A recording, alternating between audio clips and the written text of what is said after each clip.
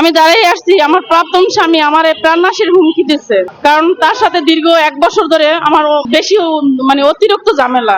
তারে আমি একবার ডিপোজও দিছি, ডিপোজ দেওয়ার পরে হে মানতে আসছে না। হে আমার দেশ বিদেশ যে জায়গায় পায় সেই জায়গায় আমার করে ফোনে হুমকি দেয় এবং কি আমারে মানসিক টর্চারিং করে।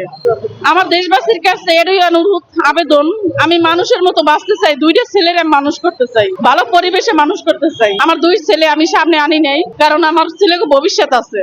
আমি ওই একটা বন্ডর কারণে, একটা খারাপ মানুষটার কারণে আমি আমার 2 ছেলে নষ্ট করতে পারবো না, কারণ 2 ছেলের ভবিষ্যৎ আছে। দাবি নাই না, আমার কোনো দাবি নেই। আমি হের কাছ থেকে পুরো মুক্তি চাই। এই দেশবাসীর কাছে আমার একটাই অনুরোধ, হের কাছ থেকে আমি মুক্তি চাই, কারণ আমার বাবা মা নাই, আমি এতিম।